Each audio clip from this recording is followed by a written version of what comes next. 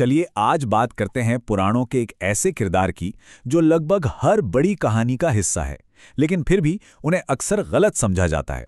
जी हां, हम बात कर रहे हैं नारद मुनि की। जरा सोचिए, एक ऐसा किरदार जो तीनों लोकों में स्वर्ग, पृथ्वी, पाताल कहीं भी कभी भी पहुंच सकता है। देवताओं से लेकर मनुष्यों तक हर किसी की कहानी में आकर एक जरूरी मोड़ ले आता है। कौन हो सकता है ये? नारायण। नारायण ये सिर्फ एक मंत्र नहीं, ये तो उनकी पहचान है, उनका सिग्नेचर है। ब्रह्मांड में जब भी ये आवाज गूंजती है, सब समझ जाते हैं नारद मुनि आ गए हैं। ये चैंट भगवान विष्णु यानी नारायण के लिए उनकी अटूट भक्ति का सबसे बड़ा प्रतीक है। तो चलिए इस दिलचस्प किरदार को थोड़ा और करीब से जानते हैं। सबसे पहले ये समझते हैं कि नारद मुनि की वो छवि जो हम सब जानते हैं, उसका असली मतलब क्या है और उनकी भूमिका क्या थी। देखिए, उनकी पहचान कितनी खास है। उन्हें देवर्षि कहा जाता है, मतलब ऋषियों में भी जो दिव्य हैं। उनके हाथ में हमेशा उनकी वीणा महती होती है, जिससे वो संगीत और ज्ञान दोनों फैलाते हैं। और नारायण नारायण का जाप, वो तो उनकी पहचान ही है। उनका काम सिर्फ संदेश पहुंचाना नहीं, बल्कि देवताओं और इंसानों के बीच एक पुल की तरह काम करना है। और सबसे बड़ी बात, वो अमर हैं। समय का उन पे कोई असर नहीं होता। अब ये बहुत दिलचस्प है। नारद के जन्म को लेकर ना दो अलग अलग कहानियां मिलती हैं। पहली नज़र में ये एक दूसरे से बिल्कुल अलग लगती हैं, लेकिन असल में ये दोनों मिलकर ही उनके जीवन के उद्देश्य को पूरा करती हैं।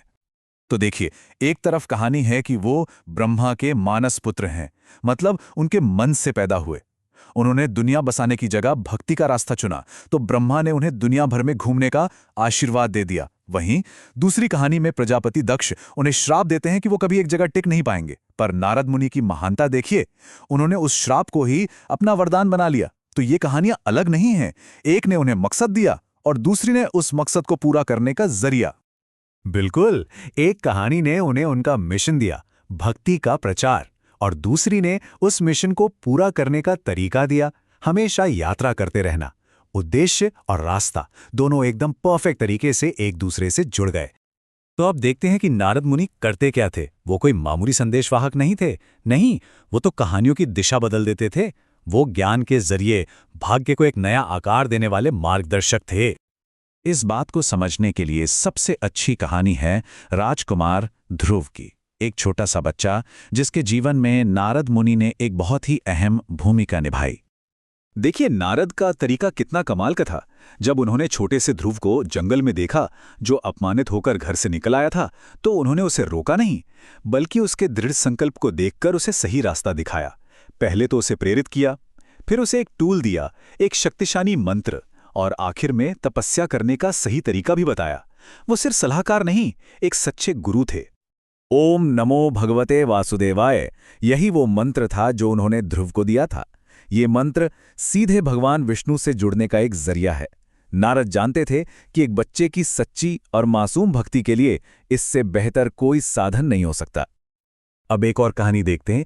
इससे पता चलता है कि नारद सिर्फ दूसरों को रास्ता नहीं दिखाते थे, बल्कि वो खुद भी परम सत्य की खोज में लगे रहते थे।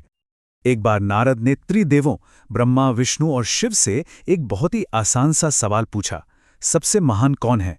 ब्रह्मा ने कहा, मैं। शिव का जवाब था, मैं भक्तों का सेवक हूं। लेकिन भगवान विष्णु का जवाब सबसे गहरा था। उन्होंने कहा, मैं तो भक्तों का दास हूं।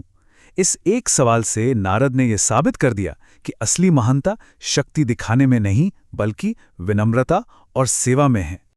तो इन सब कहानियों को जोड़कर देखें तो नारद की असली विरासत क्या है? चलिए अब उनके असली मकसद और उनके गहरे असर को समझते हैं।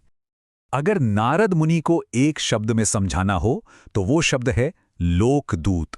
मतलब एक ऐसा दूत जो सिर्फ खबरें नहीं लाता, बल्कि अलग अलग दुनियाओं को एक दूसरे से जोड़ता है, देवताओं को इंसानों से और इंसानों को ज्ञान से।